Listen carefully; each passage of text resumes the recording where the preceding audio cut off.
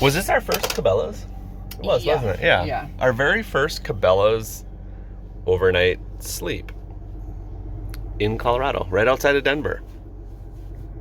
Right outside of Denver. It was a good night's sleep because the past 2 nights I got terrible sleep. I was so tired. So I slept super hard. I'm like super sleepy morning, rested. My eyes are dripping water, and I'm excited to go. Yeah, that's the one tough thing is when you're traveling a lot and sleeping in a new place every night. Sometimes it takes a little bit to adjust to it, and you don't get a good night's sleep until like you slept in that same place for a couple nights. So it's good sleeping here, though. Yeah, we were both really tired, and it was kind of an iffy area where the town here does not allow overnight parking, but you know, Cabela's and Bass Pros is pretty good about letting people stay overnight. So pretty good. And now we're going to head to Rocky Mountain National Park. We have that weird reservation time at 8 a.m. 8 a.m. They allow you a 2-hour window, so you can't arrive before 8 or after 10. So that's usually about the time we roll in places. Plus we have a drive this morning, and we're going to do a little bit of drive-through through Estes Park. So that we want to leave some extra time for looking at the Stanley Hotel and stuff. I've been there before, Aaron hasn't, and why not? Because it's right on the way. Here's Johnny.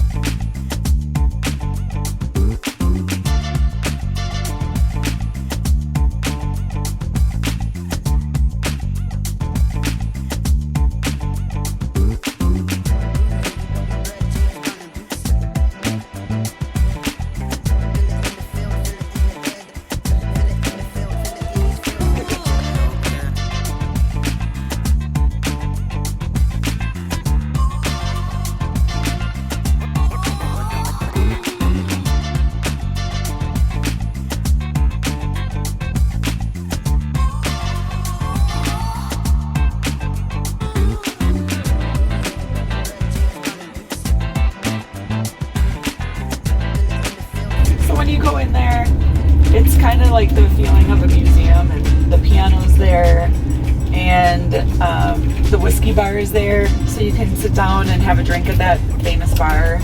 And then you can also go up to the haunted room. I forget what the room number is, but it's a specific room number.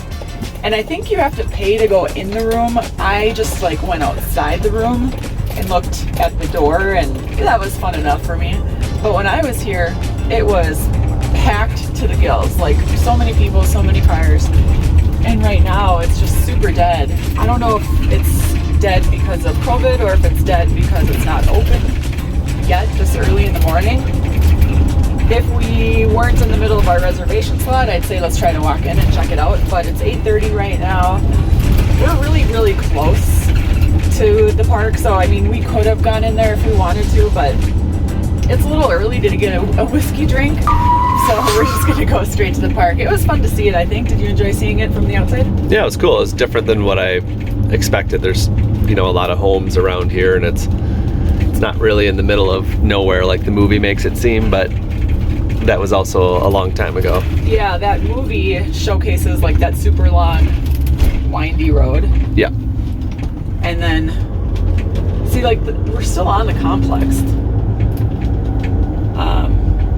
But yeah, it was fun. It's different. It's nice to see it. You're so close to it. It's like, why wouldn't you want to at least drive by it?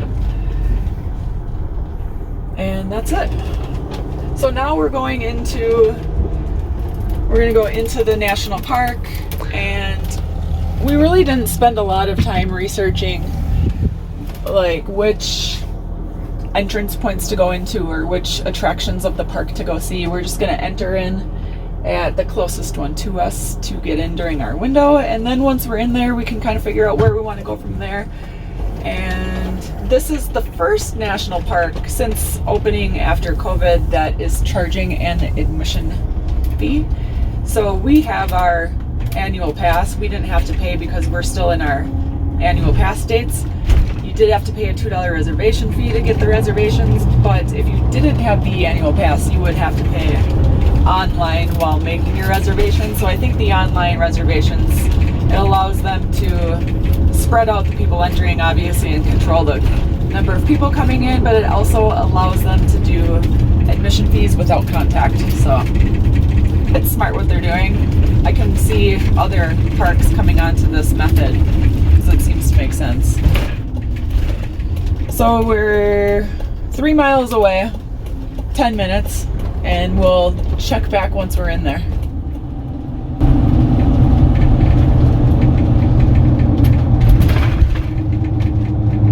Big line. This is the largest line we've seen in a long time. Yeah. Most of the parks we've been to, we just roll right up. There's nobody in the guard shack. They have a little map stand sitting outside, and away you go. I think we're slowly returning to some normalcy into the national parks. I think so too. Especially with this one having the controlled entrance, it's surprising. Yeah. Morning. Sure.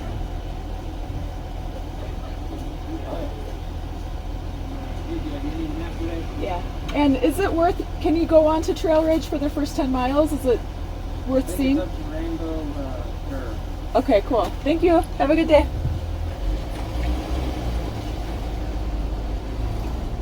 It's pretty easy. Pretty easy, yeah. So Trail Ridge is like one of the big things to do and see here. You just drive on this road. It goes, I believe it goes east to west, and it has fantastic views. And they closed it on the 8th due to a snowstorm. They got like 8 inches up here. Today's the 11th. So 3 days later, it's not open yet, but we're able to go on for the first 10 miles. So we're gonna do that and see what that's like. And Well, first we're gonna find a little pullover spot and have our second cup of coffee. Our second cup of coffee is calling her name.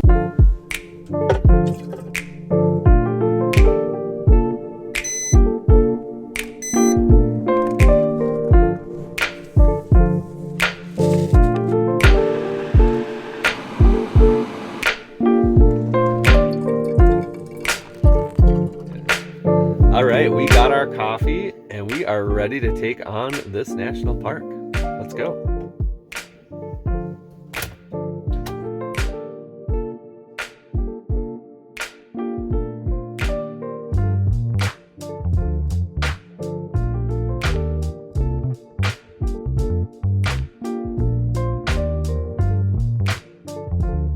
You laughing at how dead it is? Yes. So our first stop here is called Hidden Valley, and we missed the very first stop, which was, I think, Beaver Pond. But we're on Trail Ridge Road, which we mentioned is only open for 12 miles. And so we're just gonna kind of pull over and stretch our legs a little bit and check and see what kind of beauty is out here. It's super peaceful here. Like I said, today's perfect weather. So yeah, we'll just bring our coffee out, go on a little skip around. Yeah, Skip around Hidden Valley. it doesn't look like major hikes or anything, but just little walks.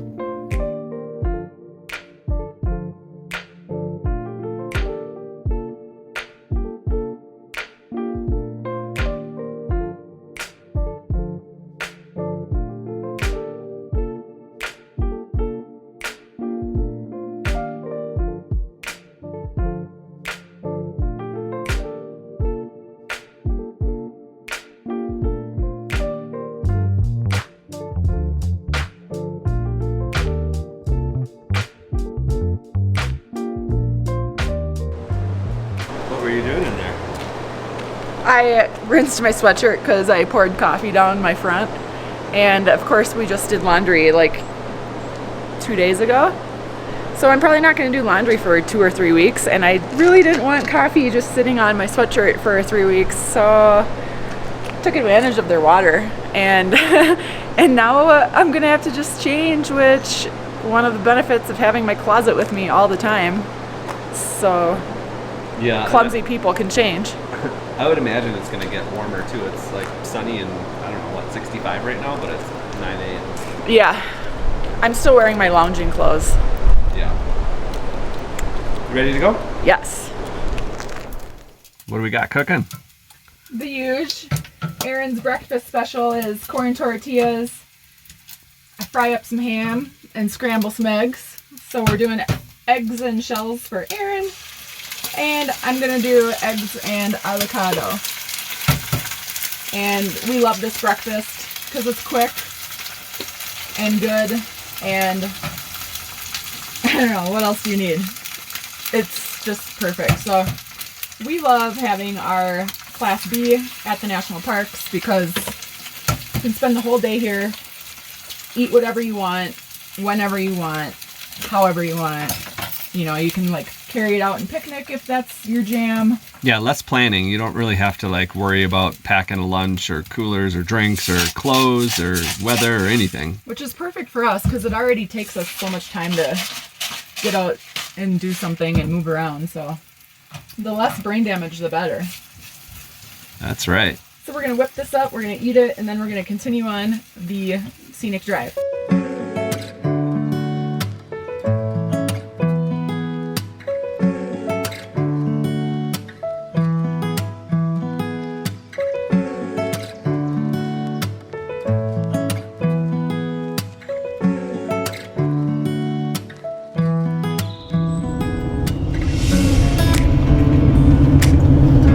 Surprised at how well I do driving in the mountains when heights and ledges make me so nervous.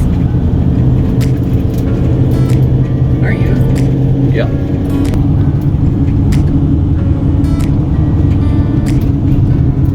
I feel like we're like on the top of the mountain right now. Yeah, we're getting very high. We're just about up to Rainbow Point Curve, and that's as far as that we're going to be able to go since the road is closed. And oh, this looks like it right here.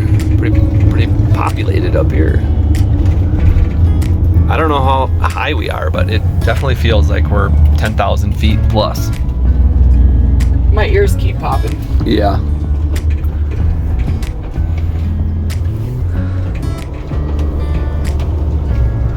Not much parking.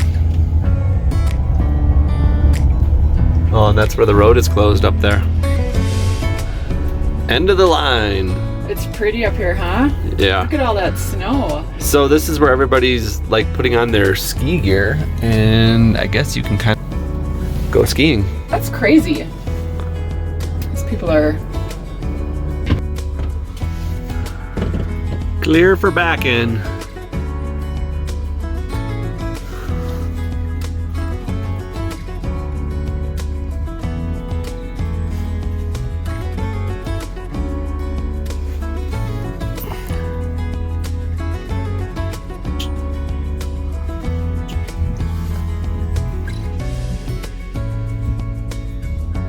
Can you see that guy? Yeah. Is he helping me? Yeah. You could straighten out now if you want. Yeah, that's what I was gonna do. Okay. Is that his car? He's helping you again. People love to help. Don't People love to help. They don't actually help me though. They don't know what they're doing. Let the guy help you. Yeah, but I'm not watching him. He wants you to go a little bit. Oh.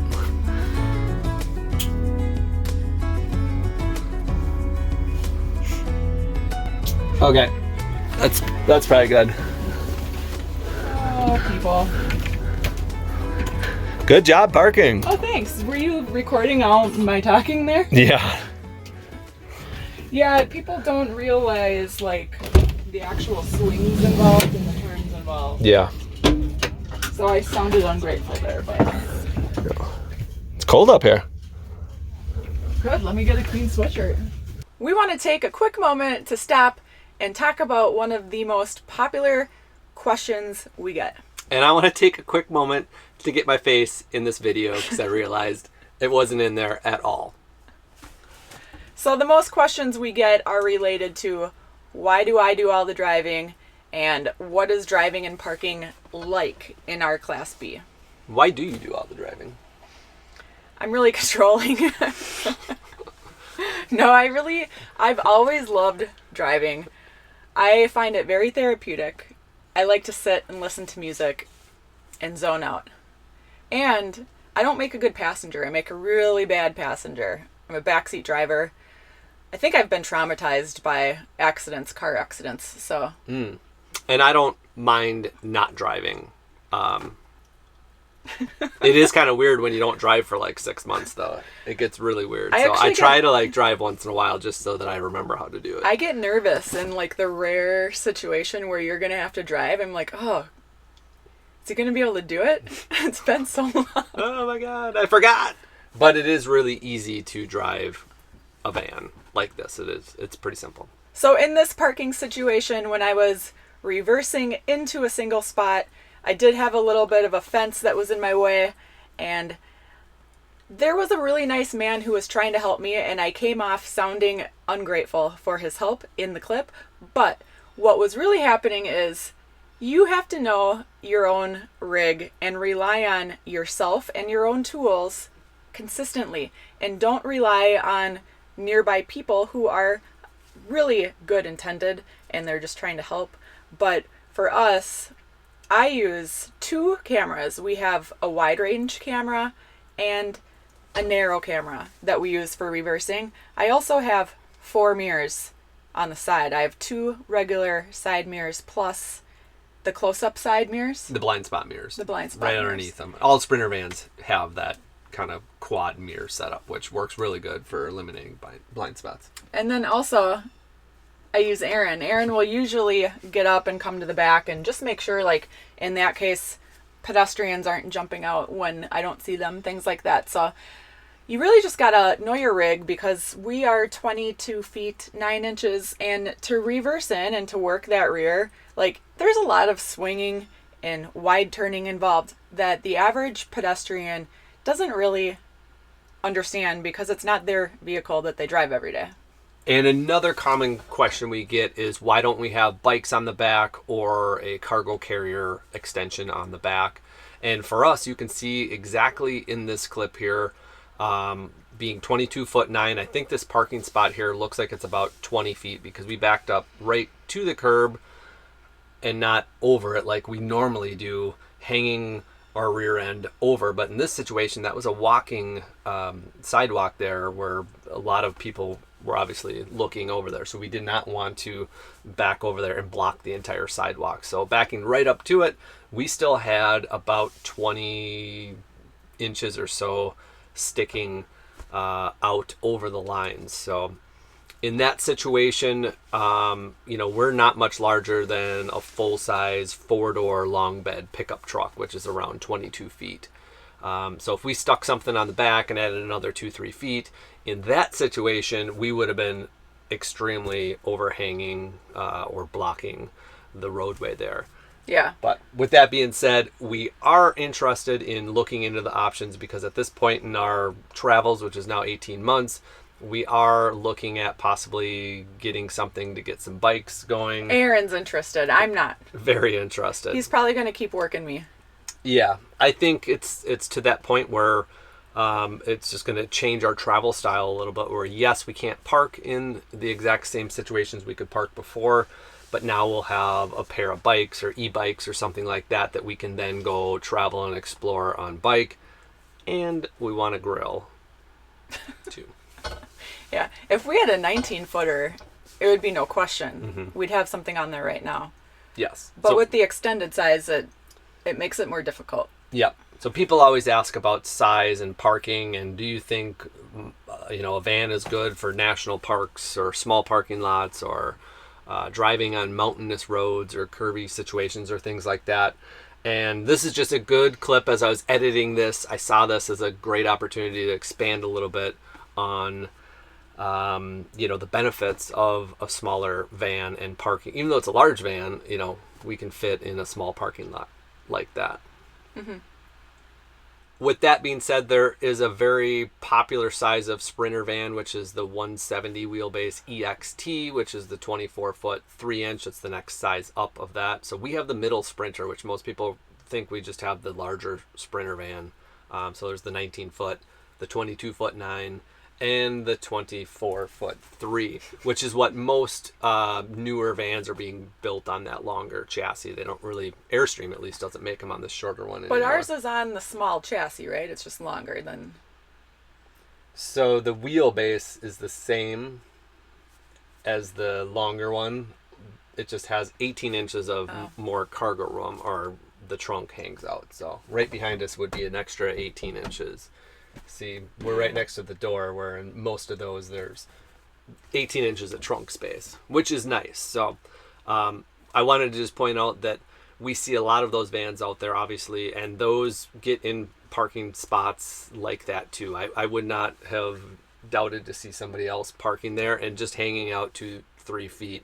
And if you're there for 15 or 20 minutes, you're kind of blocking the way. I wouldn't want to park there overnight, obviously, or, be in the way for too long. But that happens a lot too, where we see the larger vans just kind of, parked in there.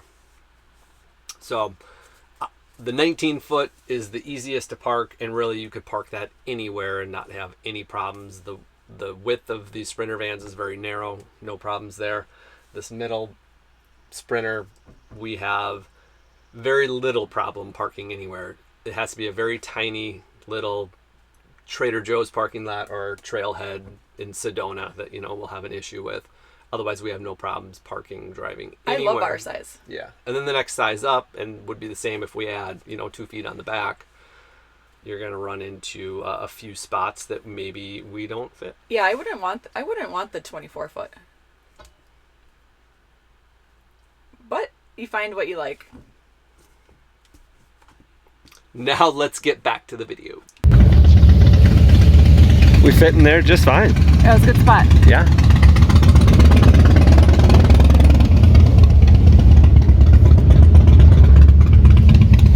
What a little Class B will do for you. We love it. We're obsessed with it.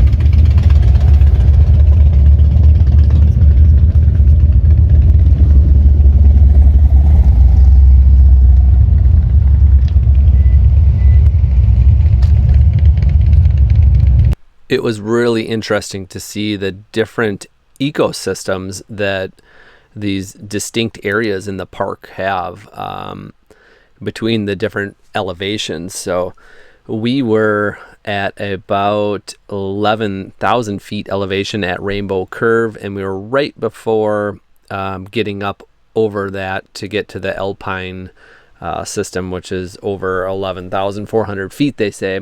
But it was kind of a shame that we couldn't keep going up the road because there was really a ton of the park that we couldn't see. But nevertheless, very interesting.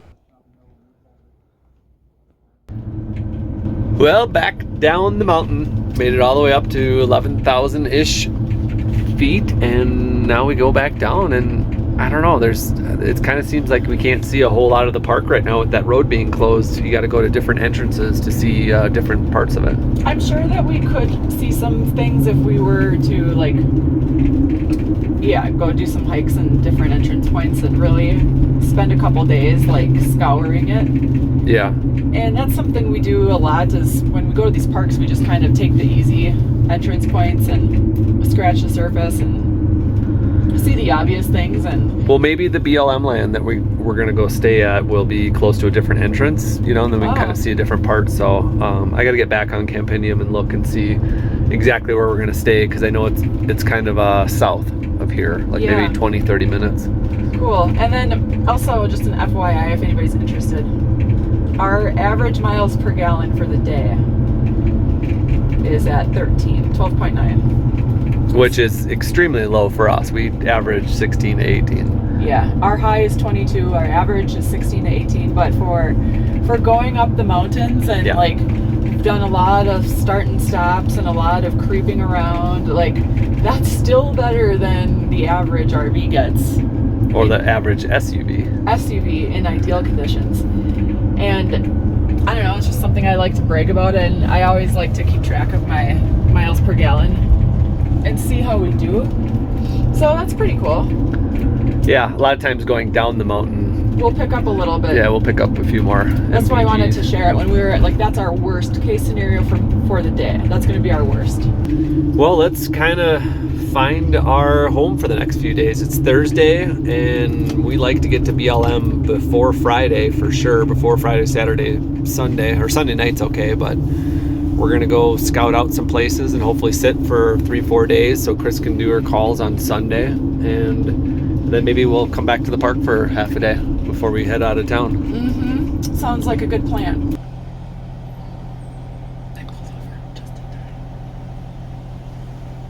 Is he behind the tree? Yeah, he's coming out. Our first bighorn. That's so cool. Those things are pretty cool looking. Is he by himself? I think so. Am I blocking your view of a good shot? No.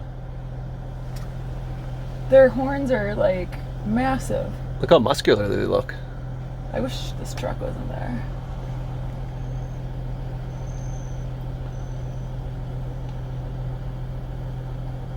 Cool. Check that one off the list.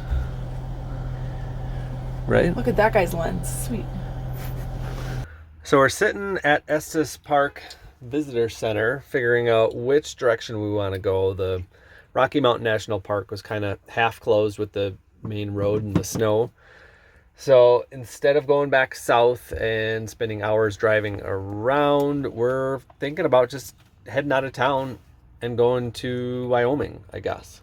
Yeah, originally I had thought we would spend a little bit more time in Colorado. US 36 East, North St. 3 now. And seeing more, doing more. But your plan pivots a lot, and we just decided to keep going rather than backtrack because 3 weeks from now, we're actually going to be in Wisconsin. And that time is going to fly. We have 3 weeks to go through Wyoming and South Dakota and get to Madison. So we might as well go in the direction of that rather than, backtracking around to the other side of the park here and extra driving. So that's what we're going to do. And we're going to do it. We're going to roll with it. Yeah, it's kind of our travel style right now. We have certain points we need to be at months down the road, and we can kind of just bounce around and connect the dots and do what we want. So we use Campendium a lot for free sites and free RV dumps. And what's kind of cool is if you're logged in on your laptop and you save a pinpoint on your laptop, our Google Maps on our screen here is also logged into our account. So when you save it on your laptop, it pops up your pin there, which is kind of cool just to kind of, and they're always on there too. So as we travel around the country, we'll have a bunch of free RV dumps pinned and a bunch of our favorite overnight BLM spots that we can kind of go to. But it looks like Wyoming has a lot of good free BLM camping, and we'll kind of see what happens when we get there. And another point is, we talk a lot about the benefits of Class B driving because that's what we have and that's what our channel tailors to. And our travel style and staying style is very quick. We like to move a lot, and that's one of the benefits of a Class B is that you can pick up and move really easily. So we're constantly moving every few days, every 3 to 6 days, we're going to be somewhere else. And as long as we have this rig, that's what we're going to do. And that's what we like. It is fast paced, going without planning too much and enjoying that benefit of this vehicle. Yeah. And if we find a spot that we really, really want to stay for a week or 2 weeks, we can do that too. Mm-hmm. It's good to have that freedom. So Rocky Mountain National Park was pretty cool. It was beautiful. But I don't feel, that we should spend another 2, 3, 4 days kind of exploring it. And the cell service is a little rough around the mountains. So, and right now, honestly, like Aaron and I are both a little behind on work, and we need to just stop and focus on working for the next 4 days, which does not involve decisions based around exploring and having fun. Yep.